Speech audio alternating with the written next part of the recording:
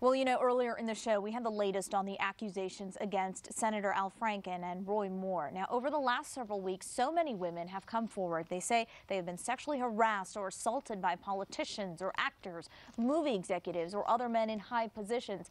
But these stories are also emotional reminders for so many others. So joining me now is licensed professional counselor Bill Prasad. Thank you so much for being here, because so many people have questions about this. So, Bill, women who have experienced sexual assault, sexual harassment, these revelations that are coming out in public in the news can conjure up some bad memories. They certainly can. With some women, they have gotten a bit more angry at what they're seeing. With others, it's a reminder of what happened to them and how a man either abused power in the workplace or a man was violent with them at home.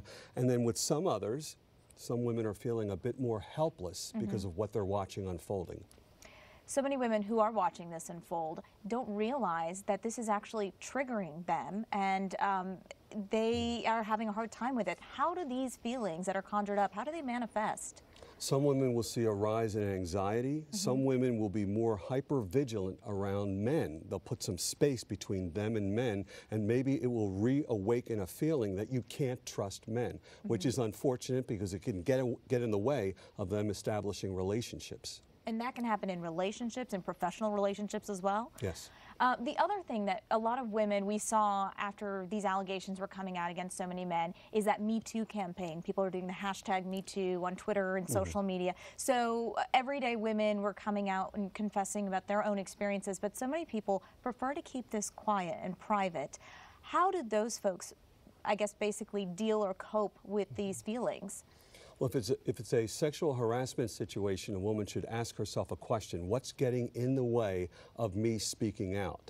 If she believes the culture won't allow it, or she can't trust her supervisor, the next question would be, is this the right workplace for her? In reference to domestic violence, take a guess. What's the average number of times a woman is beaten before she speaks up? It should be once, but I understand that that is not the number. It's much more? It is 35 times. Wow. So women who stay quiet in those situations might end up dead. In reference to sexual assault and domestic violence, a woman should connect with a professional, a therapist perhaps who specializes in trauma, because this can have long-term consequences that aren't helpful. What would you say to those women who are really apprehensive about taking that first step in getting help? I would probably engage in a conversation where I would ask them, so what's prohibiting you from speaking up? And then we talk more about that.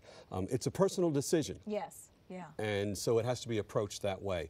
A therapist cannot say, you should do this, you have to do that. That would be inappropriate. All right. Bill Prasad, thank you so much for that insight. Very helpful. Ron? All right, good insight there. All right, it is now